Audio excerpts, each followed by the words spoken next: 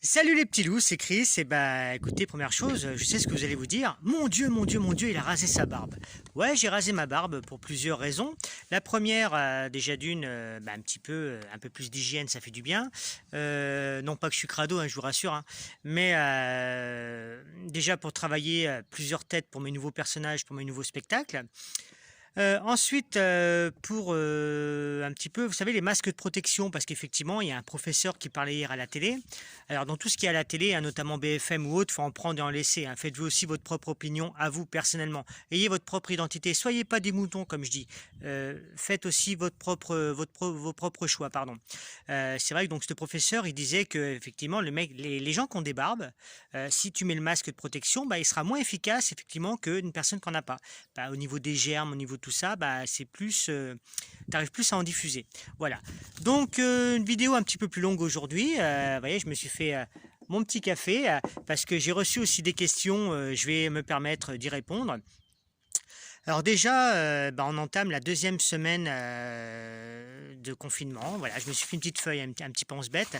Deuxième semaine de confinement.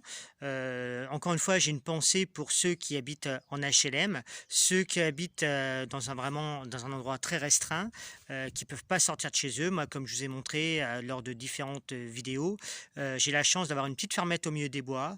Voilà, là, j'ai récupéré mes enfants avec moi pour le confinement. Donc le confinement veut bien dire ce que ça veut dire, un confinement, hein. Alors c'est vrai que c'est bien beau. J'applaudis aussi personnellement tout le personnel soignant, les infirmières et autres qui travaillent pour combattre ce putain de virus. J'en profite, il n'y a pas mes enfants, je peux être grossier. Alors c'est bien beau d'applaudir à 20 heures, de se mettre aux fenêtres d'applaudir. Mais en parallèle, si tu fais un message de soutien en les applaudissant, et que la journée, bah, tu vas te promener tout simplement comme si de rien n'était, bah, en fin de compte, j'ai envie de dire, on n'en sortira jamais. Confinement veut bien dire ce que ça veut dire. Confinement. Moi, personnellement, avec mes enfants, là, on entame la deuxième semaine, ça fait 8 jours qu'on n'est pas sorti. On n'a pas été dans le village, on n'a pas été en ville, voilà, donc ouais, bon, on se débrouille. Alors je vous rassure, il y a à boire et à manger, hein, il n'y a pas de souci, hein, je suis pas non plus un tortionnaire, hein. M'envoyez pas les assistantes sociales, hein. Marc, tu me diras, il sera bien reçu avec moi.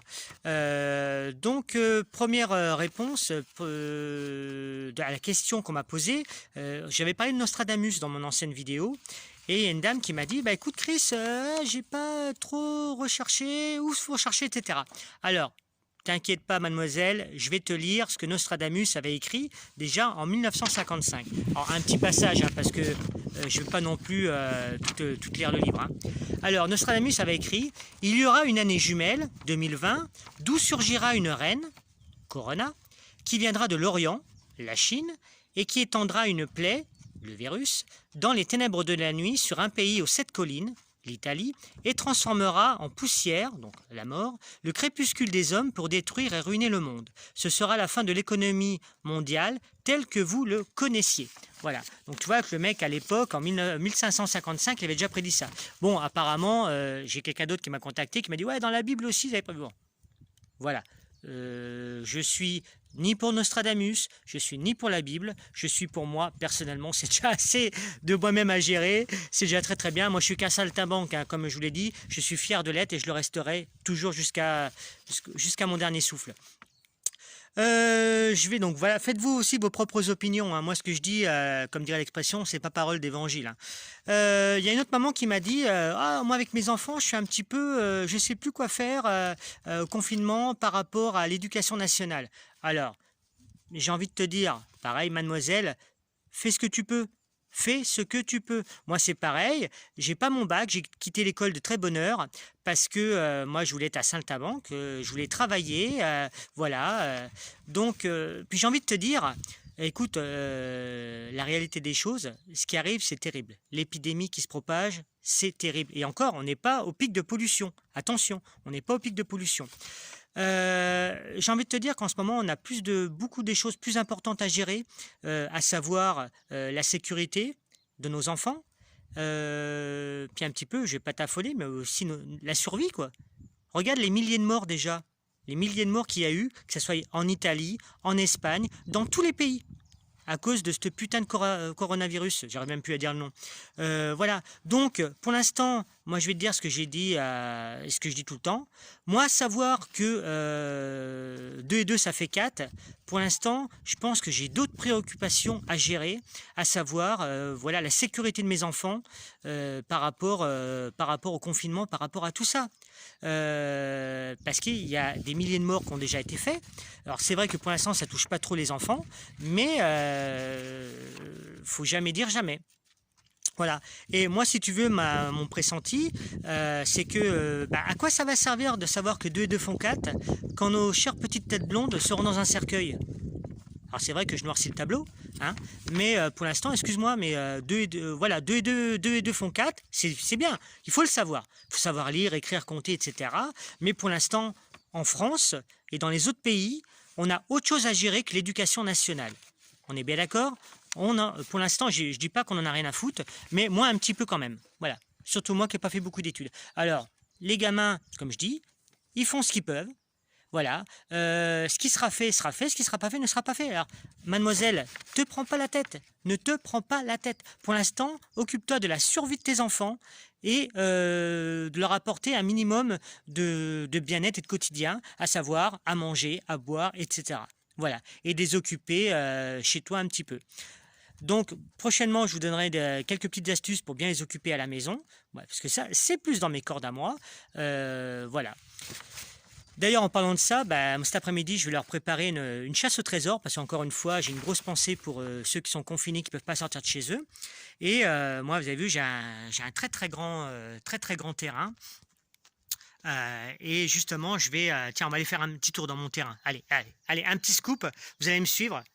Hop là, je prends ma tasse à café, parce que moi, j'aime bien, si tu veux, boire un petit coup, c'est agréable.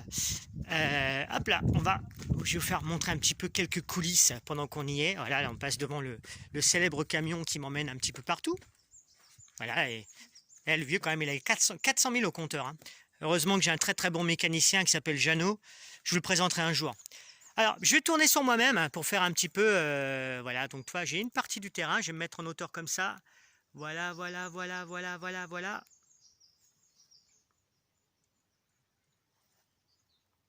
Tu vois, c'est assez grand quand même. Hein.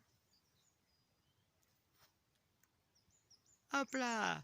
Tout en sachant que de chaque côté, il y a la forêt, on peut aller se balader, il n'y a aucun souci. Voilà.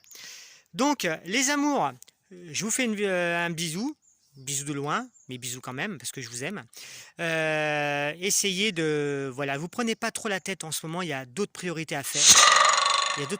Ah, toi, j'ai reçu un autre message, un nouveau commentaire.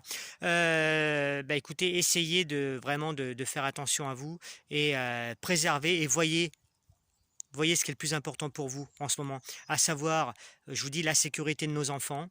Arrêtez d'écouter, parce que sur les réseaux sociaux, il y a beaucoup de fake news. Arrêtez d'entendre toutes ces conneries-là.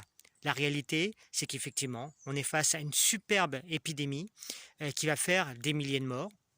Ça, on le sait. Donc, il faut se préserver nos enfants. Et puis, moi, je vais en profiter. Ça fait 8 jours que les enfants sont avec moi à la maison. Je vais profiter que je suis rasé pour leur faire plein de petits bisous. Parce que voilà, nous, ça fait 8 jours qu'on est confinés, qu'on n'est pas sortis, qu'on n'a croisé personne d'autre. Voilà, donc on est vraiment entre nous. Voilà. En attendant, je vous fais des bisous et à très bientôt pour une prochaine vidéo. Bye bye les amis, la vie est une fête.